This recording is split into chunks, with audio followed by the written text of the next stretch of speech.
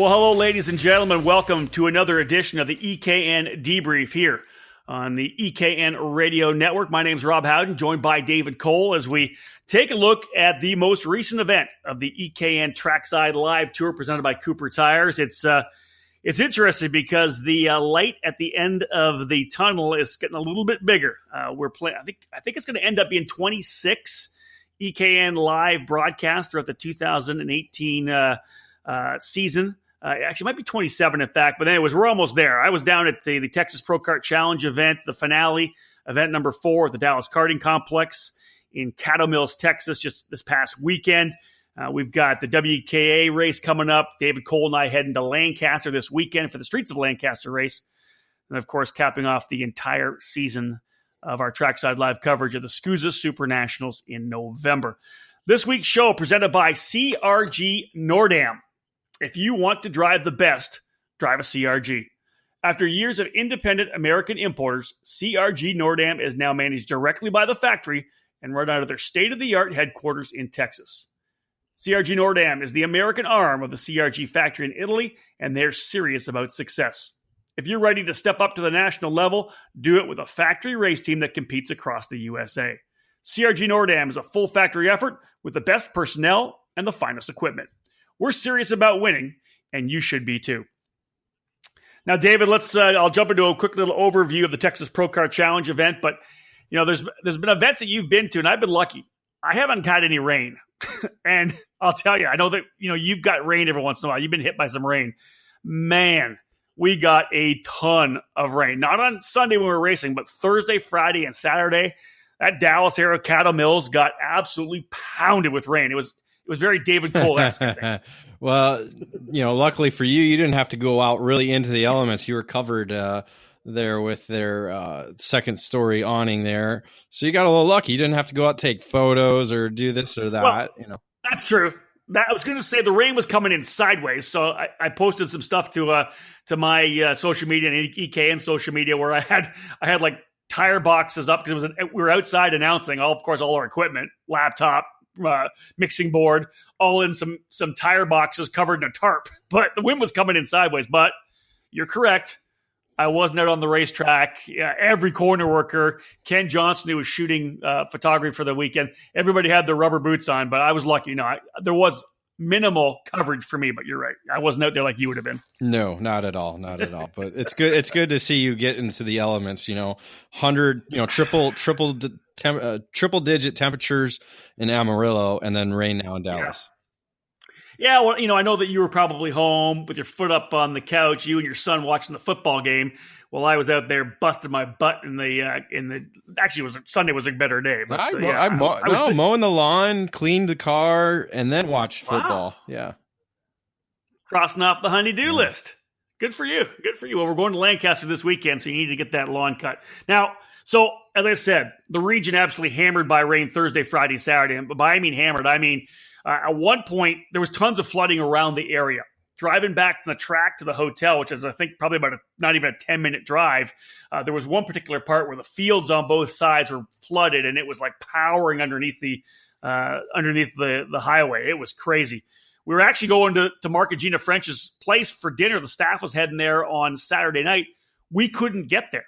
My MapQuest took me down this one side road, and I got maybe a mile and a half off the highway, and there was probably about 100-yard flood across the road. Went back around the other way to try to get to their place, and the road actually got closed off by the city workers. We couldn't get there. We ended up at a Chili's with some of the staff having nachos and a couple of beers. It was that bad. In fact, one of the staff members on the crew actually had to stop, jump out of the truck, and ended up pulling a lady out of her car, which was getting ready to get flooded. So a little heroic action there by members of the Super Karts USA and Texas Pro Kart Challenge staff. Dude, it was that bad. Mark even said he wouldn't have been surprised if he rolled into the track on Saturday morning or even Sunday morning and saw it completely flooded, because that area is just not used to dealing with that much water. It's crazy. First off, let me make sure you're not using MapQuest, because nobody uses MapQuest anymore. I think I was using Google Maps, actually. Okay, that's what I have. Okay. That's what I have on the phone. I just wanted to make sure you're not in the 1990s and you're looking up MapQuest online and going, oh, how do I get to this place? Well, they do have an app, Dave. MapQuest has an app. I've used that before, but no, I use Google Maps. Who uses MapQuest? Honestly. Who throws a shoe? Who throws a shoe? Yeah, so it's almost kind of like Houston having, the hurricane come through. This was kind of not quite the amount of rain, but something that Texas is not used to, which is a lot of rain. Phoenix has had that type of situation before, where during the winter months, where they've had to actually pull all the cart trailers out of the paddock because of the rain amount that was going to come through. And that's pretty much it. There was a lot of water. And the funny thing is so take that amount of water. Here's kind of why I'm reiterating it, is because even though it stopped raining on probably middle of Saturday night, we ended up having a damp racetrack to start qualifying on Sunday morning. There's a lot of standing water around the track in the grass areas, and right between turn 10 and turn 15, essentially right at the grid, there's a big deep compression where they've kind of got a place to store some of that water, kind of a water runoff. Well, it had super saturated the ground so much that the water was still wicking up inside the asphalt coming out of turn 14 and 15, which is the little double kind of a left-hand corner that's comes straight back at the pit lane. So for the entire race day, there was water all the way across the track in turn 15. So they would come hammered out of 14, which is a left-hander. They'd go through this big, probably about a 6 or 7 foot, maybe 10 foot wide patch of water, totally soak the tires, and have to turn into the corner. And it made the weekend so odd, because drivers were trying to get a feel for, how to take that corner, what speed. We saw guys going off and into the barriers. There's rumble strips on the outside of the track, but then there's probably about 8 feet. And then the barriers, well, that 8 feet is painted. It's not even the regular asphalt. So drivers would get over the rumbles, and if they weren't straight, they'd try to get on the throttle, and around they went. And it really kind of changed the complexion of the entire weekend, made it really, really cool. And enough so that Mike Jones and I were laughing that, hey, we got to water down one corner in every race we go to, because it cooled the tires off every lap. And dude, it made for some really exciting racing and a lot of passes in that corner as well. Definitely makes things exciting. It's kind of like,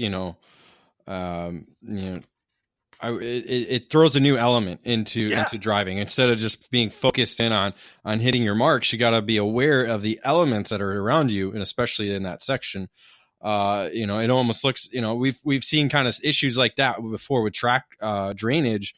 GoPro is one example. When they first were built, they had certain sections of the track that would not dry because, like you said, the water just sat there forever and would seep out onto the racetrack. And so I've seen it before, and it makes things a lot trickier. So it's obviously now something that DKC is aware of and maybe can address in the future.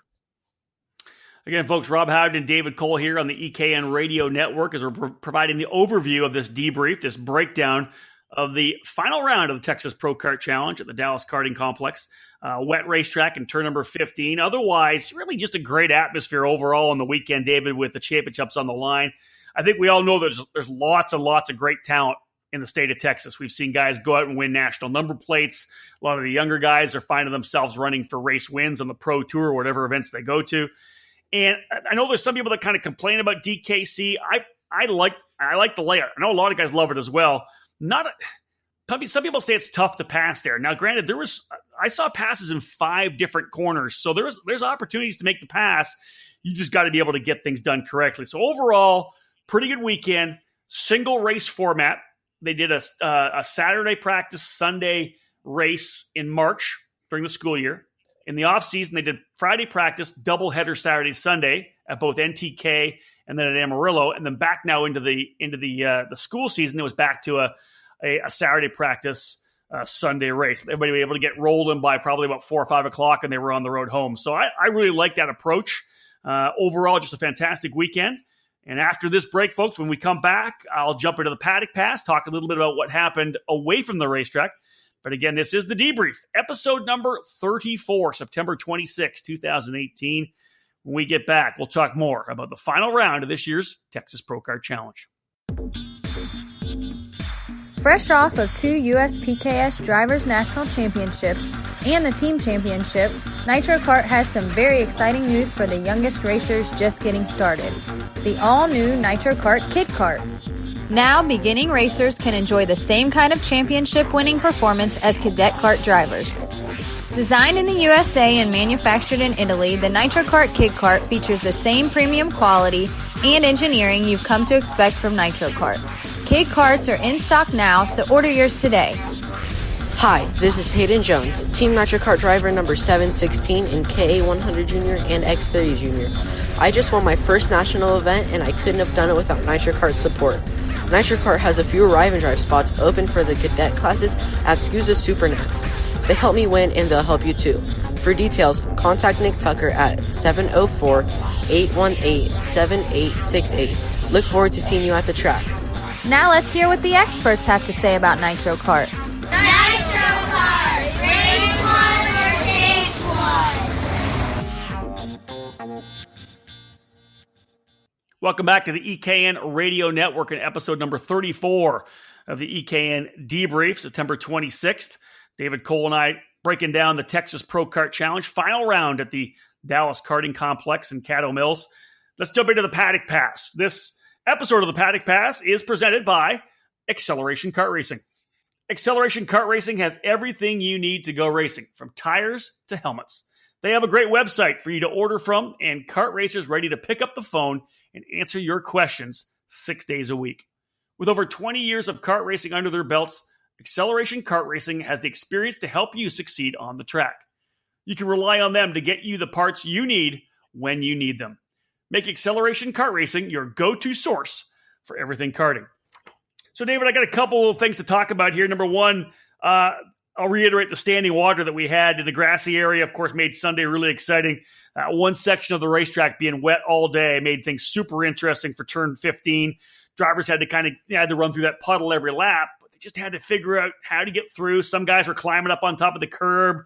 Alejandro Jaramillo won in X30 Senior. He really had it handled up on the curb. Other guys were trying to get the thing crossed up. At one point, some guys were trying to go really deep into the corner to get it diamonded onto the dry pavement and try to pull out from there. There were just lots of different approaches. Some of them worked. Some of them did not, because there was lots of oohs and ahs as guys were getting into the barriers on the next of that corner. One of the cool things, David, I think we'll be talking about it more. I know the official announcement's going to be coming soon, really was the official debut of the new Crosslink competition team. And essentially, Dallas Karting Complex, essentially shutting down their national squad, the DKC squad. They sold their trailer. They decided to focus back on their club, on the racing that they have at DKC itself. Sean Owens, who kind of ran the DKC national team, then hooks up with Crosslink Competition, who has a squad in the F4 US Championship. They're expanding into the karting community to get connection to the younger drivers. A lot of the drivers who were with DKC stuck with Sean, still on their Sodi Kart equipment. I believe they're going to be making the move to Tony Kart. But that was kind of interesting, David. Crosslink Competition, really one of the first car teams to really, aggressively come in with a team, their own team in at this point, regional level karting. Karting, again, it's the feeder program. It is where you're going to begin most of the time, probably 85% to 90% of the time, you're going to start your motorsports career. We still have a few exceptions that, go through quarter midgets or some that just don't even get into the sport until they're 15 or 16 years old and just go right into cars. So it's wise for some of these teams to get more involved in karting. I wish I would see it more often. I wish a lot of these other teams would get involved in karting in some way. But again, if you're not doing it the right way or don't have the right components, it doesn't typically work either. So, it'll be interesting to see how they approach karting with as part of under their umbrella. So it's still exciting to see, though, a car program that had no karting affiliation get involved in the sport.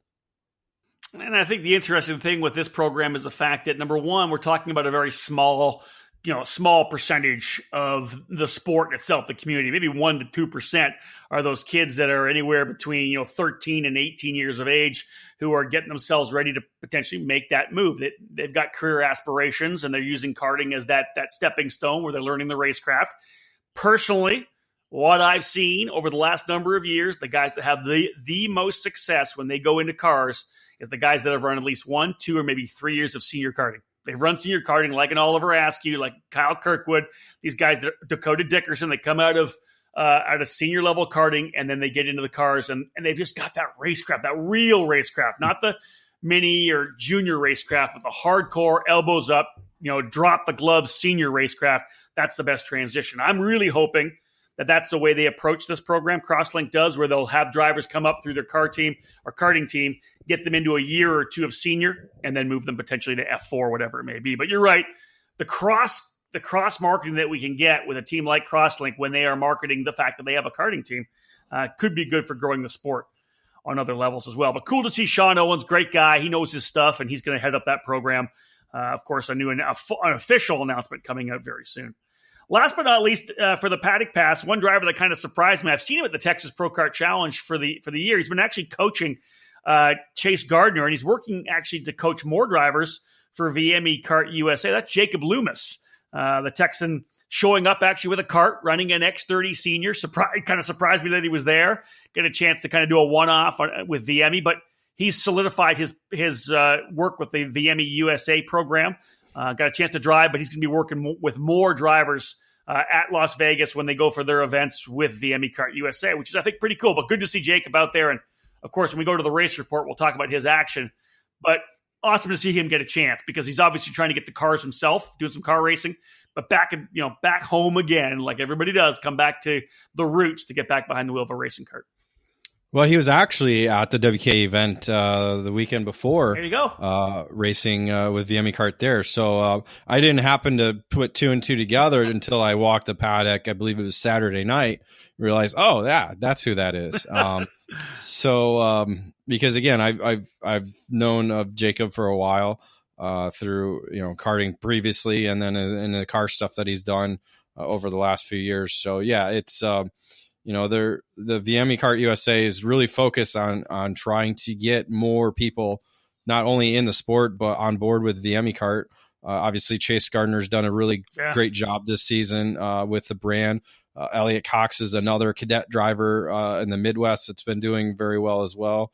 And we've seen it win on the Pro Tour level the last couple of years. So it's and challenging the Americas as well, too. So it's not just a cadet brand, and it's not just it's got they have a full roster of chassis models for all the different age levels, and they continue to do well. Well, you go back to the designer, right? Vince Mandarino, that guy knows his stuff. He and his son Lorenzo won the Super Nationals at one point, but once Vince got into the chassis designing, getting the kart built in Italy, Lorenzo actually is living in Italy. He's there doing a lot of work with VME over there, running his own team and guys, and it's just a quality chassis, and they've done a good job branding the kart. Looks a bit different, got that beautiful gold color to it. So no, I think it's a great program, and it was indeed cool to see Jacob Loomis running in Texas, and as you said, running WK as well. I chatted with him briefly yesterday online. He was telling me that they'll be in Vegas, and he's going to be coaching more guys. Not sure how much more racing he's going to do, but he is going to be the driver coach for VME Kart USA, which is awesome. So into the commercial break, ladies and gentlemen. Time to start talking about the actual races. We'll get jumping into the 7 categories that were on track at Texas, beginning with X30 Senior. But stick with us after this break, rolling into the race report. With the season winding down, it's time to start planning for 2019 and how you're going to take your racing to the next level. For so many race winners and championship winners, that choice was obvious. Joining the Rawlson Performance Group and its staff of multi-time national champions, Super Nationals winners, and Team USA members. We're dedicated to your development, your constant improvement, and your success. Our goal is to help you raise your game and win races. It's what we do. We win. Our tent is already fully booked for this year's SCUSA Super Nationals in Las Vegas, but we're now reserving spots in our program for the 2019 SuperKart USA Winter Series, the Pro Tour, the Super Nationals, and both the California Pro Kart Challenge and the Can-Am Karting Challenge. If you're looking forward to 2019 and you want to explode out of the gate to put in the best season of your life, call us to reserve a space under our tent for the SuperKart USA Winter Series. It's been an incredible season at the Rawlson Performance Group, and we couldn't be more proud of our drivers and their successes. On the SCUSA Pro Tour, we won the S2 Stock Honda Championship and earned vice champion honors in S1 Stock Honda, X30 Senior, and X30 Masters. In the California Pro Kart Challenge, we won the Mini Swift title, and in the Can-Am Karting Challenge, our drivers were crowned champions in Tag Senior, X30 Junior, and Micro Swift. If you want to fight for championships in 2019, call us. If you want to improve your skills and your chances to win, the answer is the same. Call us at 503-260-4514. The Rawlson Performance Group. We race to win. This is Brian Jarskrak, and you're listening to the EKN Radio Network. Welcome back to the EKN Radio Network, episode number 34 of the EKN Debrief. My name is Rob Howden, joined by David Cole as I break down my last trip to the Texas Pro Kart Challenge Series, the finale at Dallas Karting Complex just a week ago. Now on to the race report. Let's start talking about some of the wheel-to-wheel battles we saw throughout Sunday. This edition of the race report presented by Comet Kart Sales. History, success, family. These are three words that describe Comet Kart Sales, one of the longest tenured karting businesses in the United States. The family-owned operation is located just outside Indianapolis and has provided karts, parts, and services for thousands of racers in the near 6 decades of business. Their online store features everything you need, and they are continually adding new parts to their product line. Make sure that you head to CometKartSales.com or call them at 317-462-3413 to be part of the Comet Kart Sales family today. All right, David, into X30 Senior. Pretty good battle. Coming in, it was going to be Alejandro Jaramillo versus Brendan Baker. They've kind of had a year-long battle. Baker with one DQ from, I think it was at Denton, but Jaramillo comes in fired up. It's DKC's his home racetrack. He knows he can get around there quickly. He had to focus on winning the race, focus on winning the title.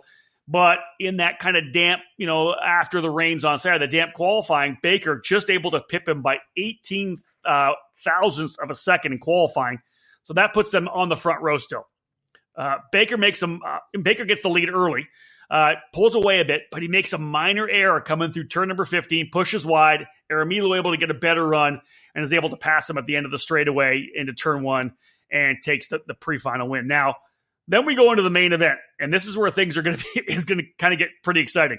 Baker again gets out to the early lead, but David, in these races, if a guy's really, really fast out of the box, you're not quite sure if you're going to see a guy at the end, right? Because when you start pushing that hard, the guys behind you, their carts are going to start coming in, and I'm always leery when a guy jets out to like a 3 or 4 second lead early if he can hold that to the very end. Yeah, it goes either fits 50-50. Some drivers, they're able to maintain that lead. They're able to keep a consistent pace down lap after lap after lap. Like you said, sometimes guys just set up for the early laps and they tend to fade away. So you just never quite know what you're going to see until the laps unwind. Well, Baker out early, and we know the guy's a veteran. He can drive it well, and he still had good lap times. But Jaramillo's Tony Kart just started to come in. You could see that his lap times were just going down and down. He was able to reel in Baker, makes the pass, goes on for the race win, and wins the title. Working with Adam Johnson all year long. When we were at Amarillo, they were under a 10x10 tent. They were under the Crosslink competition tent this particular weekend. But really just a great run for Jaramillo. Rookie driver, in the X30 Senior category, going against the CRG Nordam veteran, Brendan Baker. I was just really impressed. Great kid, great personality. Kind of reminds me of Pato O'Ward when he was a bit younger. He's got that kind of cool personality, good kid. But man, this kid's a talent behind the wheel for sure. Very impressive the way he handled himself under that kind of pressure all year long. Well, he and Johnson have a good working relationship together. They've known each other for a while. I believe they've worked all through his junior career. So they have a good dynamic together. And it's able to prove very well in 2018. Behind those two guys up front, tremendous battle between Caden Gray and Travis Wiley for third. Back and forth, Travis putting a ton of pressure on Caden. But again, I'll bring up Jacob Loomis. We talked about him in the paddock pass. He had an issue in the pre-final. Actually got off the track in turn 15. I talked about guys getting into the barrier. He got into the barrier, kept going, got into the dirt, had the throttle down, and the dirt was mud. Around he goes, DNFs the pre-final. Starts dead last in 13th, works his way forward. Finally, by the end of what was a 22-lap main on that 7/10 of a mile track, closes up, I want to say second last lap or maybe the last lap, able to get around, close up and get around Wiley. That allowed Caden Gray enough of a kind of the cushion to be able to pull away as Loomis and Wiley battled. But Gray ends up on the podium in third, Wiley fifth, as Loomis able to get by for fourth. So really a good run for Jacob as he goes from the tail of the field, catches up to those guys, and gets a solid fourth place finish on the VME. All in all, just a pretty good race. Good battle up front, great battle for the final podium position. Everything you want out of an X30 senior race. Yeah, and it's good to see that the numbers have grown in that category this season, and I think we'll have some probably junior drivers moving up next year as well. So I think the numbers are only going to continue to improve in X30 senior. Yeah, I was going to talk about it a little bit at the end, but the really interesting thing is you talk about they have 13 drivers here, but they had a total of 29 drivers race at least one race in X30 senior. So there's a lot of guys in Texas. They just got to commit to running the whole program, and you're going to have 30 guys at every race, but 29 total to run at least one. Ideally, everybody will say, hey, you know what? If we all get together, we can put a good series on here and have a really strong field of X30 seniors. We'll see if that happens in 2019. Moving now to X30 junior. Coming in, title battle essentially between Emiliano Richards and Brandon Tyner. That said, John Burke was really the guy to watch early on throughout the weekend and throughout Sunday. Qualifies on the pole, wins the pre-final. In the pre-final, though, and this was tough, Emiliano Richards gets docked 2 spots for blocking in the pre-final, drops him from second back to fourth, and really, when all the chips had came in, all the dust had settled, that kind of was the difference in the championship. Richards then steps up and wins the final. He takes the lead early and just jets away. Not like Baker pulling away. That said, in X30 senior, Richards pulls away, but it was, I think, Tyner and Burke, just gloves were off. Like they were just duking it out. I'm surprised they didn't work together more to try to catch back up to Richards, but man, they just went at it, and Richards was able to stretch away. Richards ends up getting the win.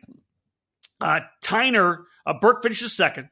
Tyner finishes third, but he wins the championship in that guaranteed Super Sunday starting spot for Las Vegas and the Supernats by just 17 points. And the difference between the 17 was the 20 points that Richards lost for the block in the pre-final. It's tough, but you know what? If you do it and the race director sees it, it's going to get called.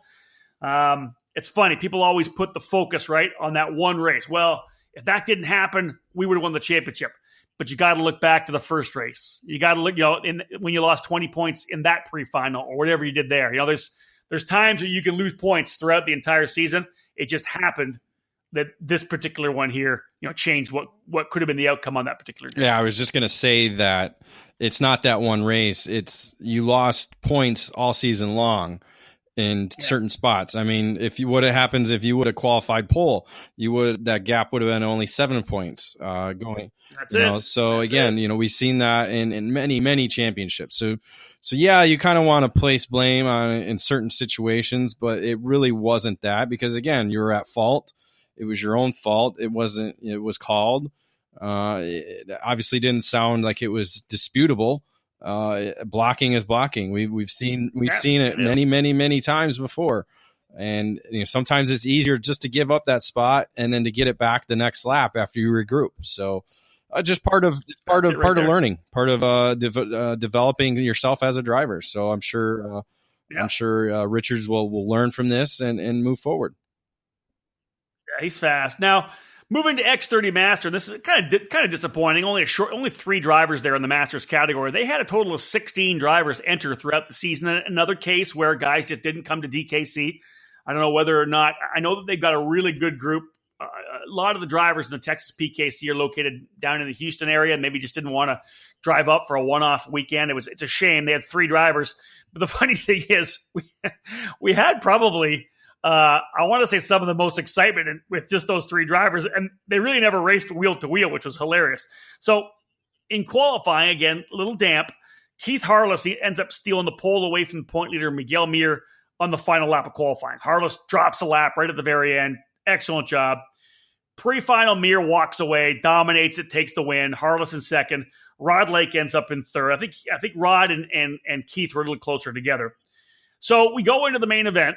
Again, 20 laps. Miguel Mir jets out, got it handled. In fact, the whole field pretty separate. I think 5 or 6 laps in, it might have been that. Rod Lake ends up spinning in turn 15 in that tough, wet corner, just gets in there and kind of does, not a full spin, just one of those kind of 90-degree, counterclockwise, and stops. Gets going again. So he's well back. So the field of 3 are totally separated. I'm like, this is gonna kill me trying to call this race. Well, coming through 15, the old treacherous turn 15 collects another one. Miguel Mir leading the way, locks it up going in. He's pointing straight at the barriers. He could probably have just let it go straight and tapped it, pushed back, and kept going. Instead, David, he gets the thing crossed up sideways, hits it right on the side pod, and it kind of takes him off the track. He's high-centered, off the track, in the dirt, between the barriers, and can't get it going. And he doesn't jump out to pull it back on the racetrack. He's trying to kick away everything, get it off him, and he just doesn't get out of the cart. The corner workers come and try to help him. Here comes Harless. He goes through. Here comes Lake. He goes through. So Miguel goes back to third, but he still doesn't get out of the cart, and he can't get it going. He ends up getting lapped. So he goes down to third. He's going to win the championship anyways. So, everybody's flabbergasted. Can't believe this happens. Harless is leading. It's over. Harless, Lake's back by 15 seconds or maybe 12 seconds or whatever it is. Well, all of a sudden, and there's still 10 to go. Well, Lake's about a second quicker than Keith. I think Keith is just chilling out a little bit. He's got this big lead, and Lake's up on it. He's pushing hard. He closes like a second a lap, almost 0.7 to a second a lap. He gets down to the point, David, where his pace is going to put him on Harless's rear bumper to begin the penultimate lap. So we're fired up. This is going to be awesome. Actually, to begin the last lap. Well, on the second last lap, Lake spins out in turn number 7. Race is over. Dude, it was like a comedy of errors almost. You know what I mean? It was so exciting because I thought Lake were going to have a battle, last lap battle. No, we could have played the circus music. Guys spinning out like crazy. Turn 15 was pretty treacherous. Let's put it this way: for 3 carts, there was more excitement than I think any of us figured we were going to have. That's a good idea. I could go back and put circus music in the background of the X30 Master Final, so that way when we play it on the EKN Radio Network, you can hear it playing in the background as you're announcing it. So, it might work out. But again, that's why you got to race to the checkered flag. Yes, right. You do. It caught us all off guard. First, when Miguel went off, we were all just nobody could say anything, and then Rod spun because it was exciting. He was closing up. He was up on the wheel for sure, trying to get there. I'll give him props. Rod was on a charge coming forward. Wow. Just if too little, too late. If memory serves me correct, I think Miguel has had issues at every single racetrack he's gone to this year. That was a topic of discussion at the podium, was the fact that I think he got a penalty for driving over top of Harless at Speed Sports first race. He got too over aggressive, started last after problem with the pre-final, drove to the front. He had still had 14 laps left, just overcooked it and got over top of Harless in the hairpin on the final corners of the track. He gets a penalty. Then we go to NTK, and I want to say through a chain at NTK in one of the races. Like the warm-up lap or something, wasn't it? Yeah, the warm-up lap of the main event. Exactly. One of the Cherry brothers, I think, ended up winning that one. Then we go to Amarillo, and he breaks the throttle cable early in the race. And it was going to be, I think Cherry was battling. I can't remember even who Cherry was battling with at that point. Yeah. They end up going off in the final corner, and David Pergande wins.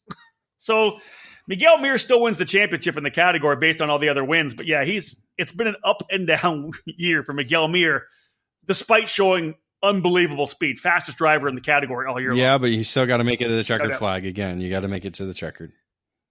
Say it to finish first. First, you must finish. All right, we got 3 down. We got 4 to go. This is the Race Report here on episode number 34 of the EKN Debrief Texas Pro Kart Challenge on the hot seat here today. Again, Race Report brought to you by Comet Kart Sales. Stick with us when we get back from this break. Mini Swift, Micro Swift, S2, and S4. In a sport where the difference between winning and losing is measured in hundredths of a second, you can't afford to leave anything on the table. You invest in the best equipment, the lightest components, and top-of-the-line data acquisition systems. Anything to find one more tenth, right? I'll tell you right now, the best investment you could ever make is in yourself. If you want to improve your results, it's time for professional instruction and coaching at the Alan Rudolph Racing Academy. Located at the new state-of-the-art Speed Sports Racing Park just north of Houston, the Alan Rudolph Racing Academy uses the very best equipment, Burrell Art Carts. They offer half-day, 1-day, 2-day, and 3-day clinics. They have a one-on-one student-to-instructor ratio, and they will design a customized curriculum for each student. Alan Rudolph is one of the most respected people in the sport, and he has nearly 20 years' experience training drivers, including Chase Elliott, Neil Alberico, Austin Versteeg, and Sabre Cook, and rising stars like Pietro Fittipaldi. Train with a champion with over 30 years of racing experience to get proven results. Start off your season with a driver tune-up. Tune up your season with some driver coaching. Or get ready for the big races by training with the best. Reserve your dates now by calling 866-607-RACE. That's 866-607-7223. For more information, visit speedsportsracingpark.com/racing-academy. Are you a four-cycle racer looking for an awesome event to cap off your 2018 season? Do you love street races? If so, then head south in November to the Inverness Grand Prix. The Inverness Grand Prix Motorsports Festival is coming to downtown Inverness on Friday and Saturday, November 16th and 17th. It's the only karting street race in the southeastern U.S., and it's going to be fun and a family event. With classes as AKRA Briggs 206, clone categories, and challenging street track with 5 turns, the Inverness Grand Prix is the most attended event. There are cadet, junior, and senior master classes, so it's open to anyone 10 years of age and older. There's a free Friday night street concert with the Spasmatics and food trucks on site. For more information and registration, go online to InvernessGrandPrix.com. Welcome back to the EKN Debrief. Rob Howden alongside David Cole breaking down the final round of the Texas Pro Kart Challenge at the Dallas Karting Complex. Let's jump into Mini Swift now. The race report brought to you by Comet Kart Sales. Mini Swift, really an impressive show. Probably the best race, I think, of the weekend. Alex Stanfield comes in as the point leader and really just kept up the momentum he's had all year long. Great start, qualifies on pole, wins the pre-final, just, locking up the points he needed to make sure he was going to win the championship. Start of the main, he gets out front and really flawless, just drives out front. Near the last 5 laps, Jack Jeffers, who's chasing him down, Chase Gardner was in there, Aiden Rudolph, they're starting to pick up some pace. They're working together. Jeffers is closing up. And final lap to within a length, actually starts putting a bit of pressure on him with 2 to go.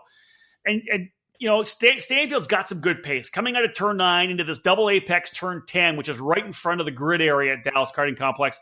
Instead of running the big wide line to make sure he got a good run, like so many drivers, especially young drivers do, David, he blocks to the inside, runs that defensive line down to the inside. Well, it's a double apex corner. It's not like it's a single apex where he's going to be able to maybe have a right-hander after that. Well, the double apex, he pushes through because he's got to, he has to wall it up to get through there. Well, Jeffers does a great job. Sees him going to the inside. He does the only thing he can do, big wide berth, does a late apex, and he beats Stanfield over to the turn 10B apex, the second apex. They're side-by-side coming out of the corner. Jeffers a bit ahead. It's a kind of a little right-hand kink turn number 11, and then the hard right-hand turn 12, and Jeffers ends up with the lead. Just a solid pass for Jeffers. Stanfield could have gave it up. So he loses the lead. Well, then we come back through the turn number 13, 14, 15 area. And that 14, 15 is where it's wet. Alex gets in there, and here comes Chase Gardner on the VME, number 1. He's right behind Stanfield's energy, and Alex gets in there hot, trying to hold on the second, opens the door just a little bit, and Gardner, he's going in. Gardner throws it in there, a little touch. Neither driver spins or anything, little touch. Stanfield on the outside, and then Gardner able to get through to get second. Rudolph actually was side by side as well because he was there trying to follow Gardner through. He goes side by side with Stanfield out of 15. It's flat out through 16 onto the front straightaway. Stanfield just able to outgun Rudolph coming to the line. He finishes third, wins the championship. So the final lap, you listen to it on the EKN Radio Network when we're playing it here this week. Man, I was pumped up. It was just one of them awesome final laps with tons of excitement. Yeah, good credit to Jack Jeffers for, pulling the trigger on that final lap. And again, it comes down to, I've not really ever been in a battle for the lead on the final lap.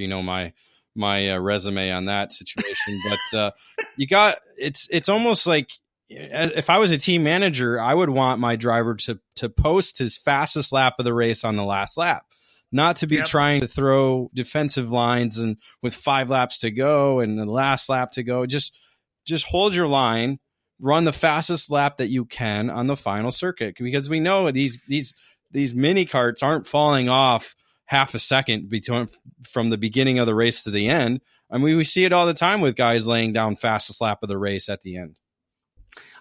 David, I think that approach would have worked really well for Alex as well, because Alex was fast all weekend long, blindingly fast all weekend long. Had he just tried to run the best lap he possibly could, would Jack have made a move? Potentially.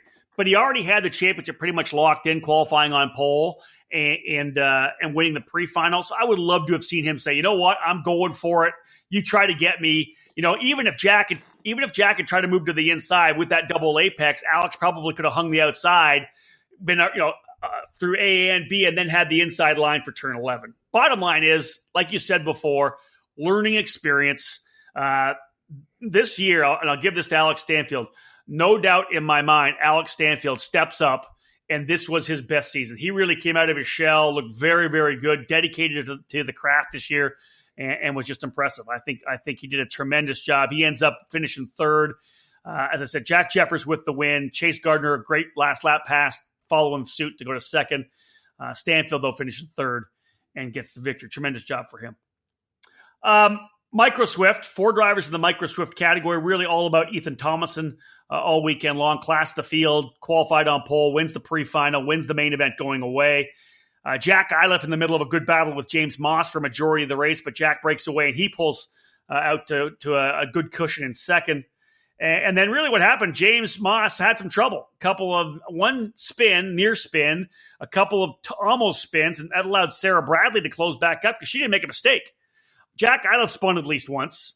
I know maybe Moss might have spun twice. Sarah she made no mistakes. She ran within her limit, and she closed up on Moss over the last couple laps, made 2 hardcore moves to the inside of turn number 10. But as we talked about with Stanfield, Moss able to get a better runner on the outside and held on to it. So, although again, just 4 drivers in micro, it was a ton of fun to watch. They had a total of 11 drivers score points this year, again, showing the potential for more drivers next year all season long. But the 4 that came to Dallas, it was fun to watch and pretty good racing further back. Definitely room for improvement numbers wise in the micro category. But again, the first year that they put focus on micro. As we've seen, with IAME only. So, room to grow, maybe as much as I hate to say this, but maybe there's an option to add kid carts to the Pro Kart Challenge, just to kind of get people, Texas is obviously a big state, get people excited about traveling to races. It's an option, but, again, they always have room to grow. They definitely have room to grow in that category. And it's a regional program, like you said, a kid kart program. If they do have guys that want to travel, might be able to feed that micro Swift class. Not a bad idea. All right, let's go to S2. S2 season was really kind of a Max Hewitt versus Blair Hosey battle all year long. 2 very impressive young drivers in the S2 category. In the end, Max Hewitt sweeps the season. Tremendous year, wins all 6 main events for CRG Nordam. Trevor McAllister working with him, the veteran, got Max dialed in. We saw it at the Pro Tour at the Summer Nats. He was able to actually, even with the split start, catch up to some of the S1 drivers and get past them. He's going to be a top-level pro shifter driver, of course, next year in the Pro Tour and this year at the Super Nats. S2 and S1 coming together as pro shifter. He's going to be a good one. Max just absolutely dominated the 3 S2 sessions. at the season finale at DKC, but not, I'd say S2, David, because in qualifying, Rod Clenard in S4, who's actually technically an S4 Supermaster driver, out-qualifying all the shifter kart drivers in that damp morning session. Rod P1 overall, and of course P1 in the S4 class as well. That guy's good. It's the extra weight, Rob. It really, it plants the cart down through the corners. The extra weight that us Masters drivers have. Again, we love rain racing because why? We're overweight. It helps us. When we roll by Rod Clenard, the Supernats, and he offers me a cocktail and doesn't offer you one, you're going to know why. I didn't say he was overweight. I was just saying the Masters weights are heavier. You're taking away from his incredible performance. That's it. You're done. Hey, David, here's a water. David, here's a water. Rob, here's a nice bourbon. It's a great it's a great performance. It is. Anytime you can keep pace as an S4, let alone S4 Supermaster driver with the S2 guys, it's a great performance. And so I will. And hold on. He's done that before at Amarillo. Again, he's no stranger to this. Well, when you hear the whole story, he ends up finishing as the winner in S4. Plus, he was second overall all weekend long. He was the second fastest guy behind Max. Did a great job. So, anyways, Clenard on the pole, but S2 Hewitt dominated pole, pre-final, final, ends up winning the championship. Blair Hosey actually didn't come to Dallas Karting Complex, focusing on putting together a program for the Super Nationals this year. Of course, they've got their program they're working on with that spec car program they're putting together. This opened the door for Riley Kahn to actually come up and grab second place in points. Not so much because he had the great points this weekend. He actually, I believe, I don't know if he got a penalty or not, but he kind of got helped off the racetrack trying to get around. I think he was trying to get around Mark Snyder, and they kind of got together. They probably deemed it a racing incident. Riley was on the outside. I think Mark on the inside. They kind of got together and spun Riley out a little bit. Mark ended up coming home for second as the Snyders finished second and third with Mark and Liam. Kahn ends up finishing second overall in the championship, though. As I said, Rod Clenard topping all three sessions. Nathan Stewart, of course, right there, second place in every run. His 3 second place finishes on the weekend, on the day, ends up getting him the title, the S4 Master Stock Honda title, over Rod Clenard by 50 points. So Nathan Stewart, the quick Kiwi, ends up with the championship in S4. Amarillo Stain Morgan ran clean all 3 sessions. He ends up taking the final step on the podium in the 3rd spot. That's the wrap-up, David. Some pretty good runs in the shifter kart category. All told, I want to say in shifter karts, all told, they had something like 26 drivers, I think, for the full season. We had a couple S1s and one S3 at Amarillo, a high point of 14 in S2. So again, I'll talk about it in the wrap up, but there is an opportunity with people that have came to run at least one race that there could be a pretty serious program going here if everybody actually stepped up and said, hey, you know what? We're going to support this Texas Pro Kart Challenge and make it into, a serious regional program to put Texas back on the map. And there's a lot of other drivers that are on the fence or just not ready to go regional racing, or just needed to take a year off even too. So there's obviously room for the program to grow. It's just a matter of getting everybody on the same page, getting them at the same events at the same time, and to making it a big program. And it could possibly be bigger than what we see at California Pro Kart Challenge. I really do. I really believe that. You know what? The problem is that it's such a huge state. That's the thing, right? You're talking about a big run from Houston up to Dallas. Of course, a bunch of tracks in Houston, a bunch of tracks in Dallas. You got Amarillo. I'm just hoping to see it grow. If people start getting together, this could be, again, one of those major series that gets pretty big. All right, folks, let's go for one more quick break here. When we get back, David and I are going to talk about the EKN Trackside Live calendar, where we're going to be for the next couple of months. And then we'll cap things off with a wrap-up of the final round of the Texas Pro Kart Challenge. Since 2003, K1 Race Gear has been a one-stop shop for all your indoor and outdoor karting needs. From racing shoes, suits, and driving gloves to chest protectors, rib vests, accessories, and bags, K1 Race Gear provides quality karting products for the enthusiast and the professional alike. We have an incredible lineup of K1 karting suits designed to fit everyone's budget. Check out our entry-level GK2, the new Apex 2, and our top-of-the-line Speed 1 suit.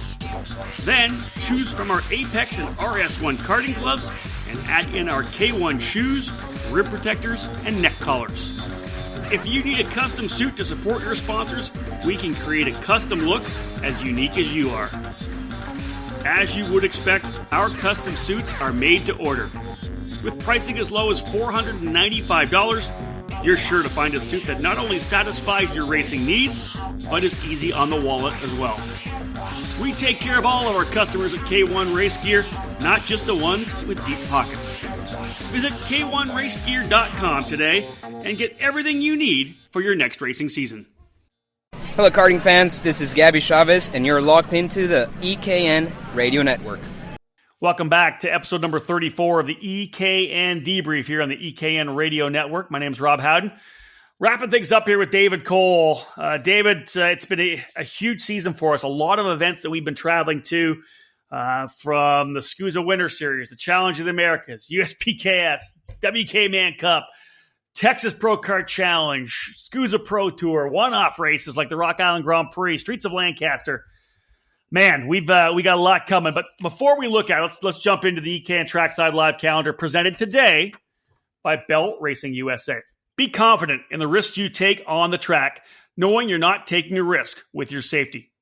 Bell Racing USA designs and develops innovative, technically superior helmets to maximize protection and enhance drivers' performance. Curious why the world's best race car drivers use Bell? Bell Racing USA has the lightest helmets with the highest standards in all of motorsports. Check out the only CMR-rated all-carbon helmet in the world, the new KC7 Carbon CMR. Joined by the GP2 Youth, KC7 CMR, and RS7K for adults, you won't find a better product to keep you safe when you're behind the wheel. Check us out at www.bellracing.com and follow us on Facebook, Twitter, and Instagram at Bell Racing USA. All right, David Cole. Dude, honestly, we've got 3 more races left on the docket for 2018. That is it. That's nuts. Thinking that we were just back. You know, we just started the season off. You were at Daytona. We were at Homestead for the inaugural SCUSA Winter Series race. Man, this season blowing by again. Yep, we 21 in the books so far. 3 more to go. So Streets of Lancaster. By the time you get this thing out, you'll have this thing out on Thursday. People will be listening to it Thursday and Friday. We go Streets of Lancaster, man. Just that we love this race. It's one of the probably longest days that we have all year long, simply because of the fact that we're there for Saturday morning on the racetrack, but we're doing the Boulevard Championship races plus X30 and S1 running under the lights. We're there till probably 10, 11 o'clock on Saturday nights. Almost, it's one of those 14-hour days, but I love going to Lancaster, man. Just such an awesome race. Just the people get so into it. Well, so the racers kind of use it for a warm-up for Supernats. Yep. We can kind of use it for a warm-up at Supernats as well, too, because we put in the many hours throughout that week as well, too. So it's going to be great to go back to Lancaster.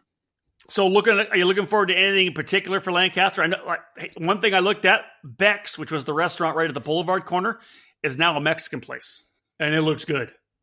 Yeah, we got to eat there at least once. Yeah, if it's not pizza, it doesn't really do anything for me. So, dude, carne asada. You eat steak? Yeah.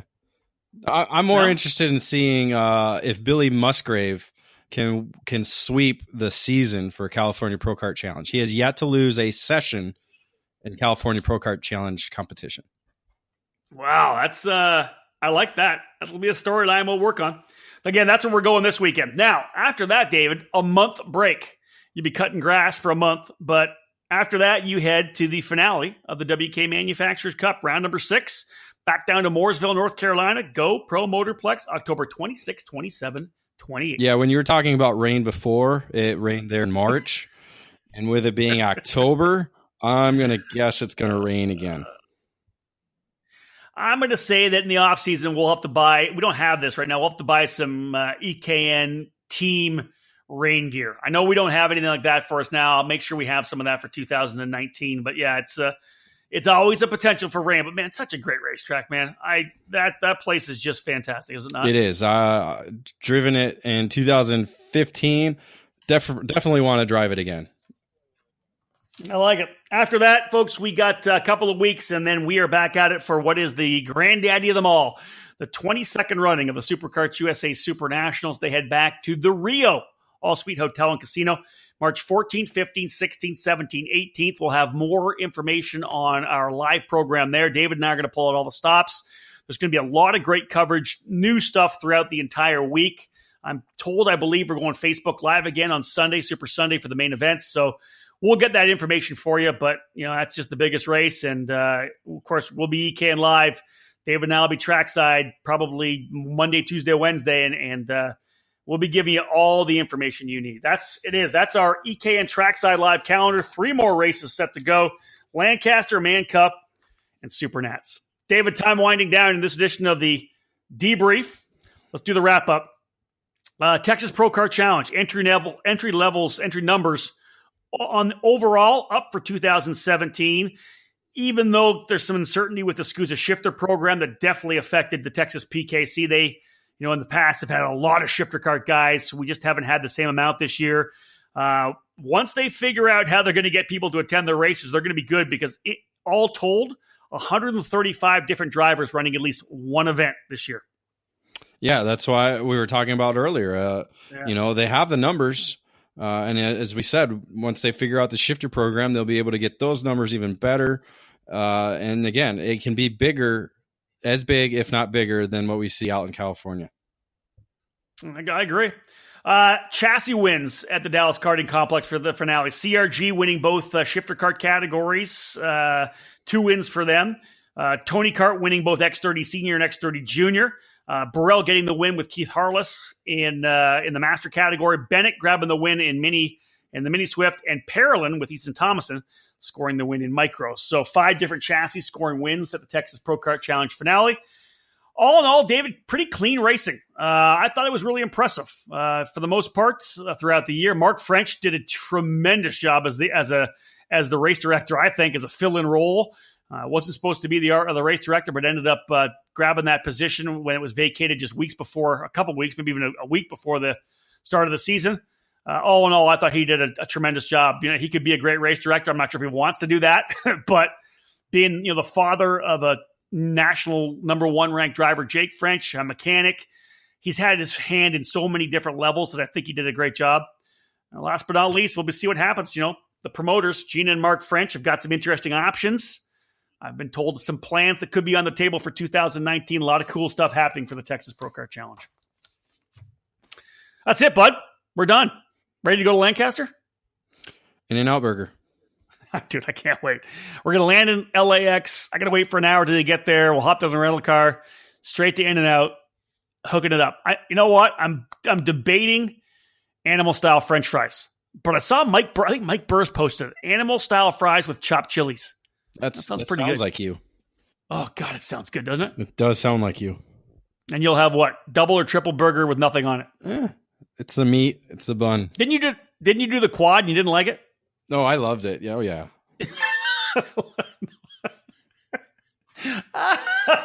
All right, David. We're only a couple days from In-N-Out. Look forward to seeing you at Lancaster, buddy. It's going to be a good one. It's going to be fun. Can't wait. There you go, folks. We're wrapping up episode number 34 of the Debrief, where we break down the most recent event that we've traveled to as part of the EKN Trackside Live Tour presented by Cooper Tires. And again, a big thank you to everyone at Cooper Tires for supporting our entire program. And of course, they'll be on board again, as always, at the Super Nationals. Folks, we're done. More to come. Another debrief next week when David Cole and I'll wrap up what we saw at the streets of Lancaster. We appreciate you tuning in. A lot more podcasts to come for 2019. And again, really to the end of 2018. We got a nice little break between here and the Super Nats. I'm home for 6 weekends. David's got WKA. Lots of stuff coming. Make sure to tune into the EKN Radio Network. If you have not downloaded the app, do that today. Get the app. Get it on your iPhone, your mobile device, whatever it may be. You go to iTunes, go to the Google Play or the Google Store. Hook everything up. EKN Radio Network at the push of a button. 24/7, 365 karting content. On behalf of David Cole, my name is Rob Howland. Thank you for tuning in again for episode number 34 of the Debrief. Bye for now.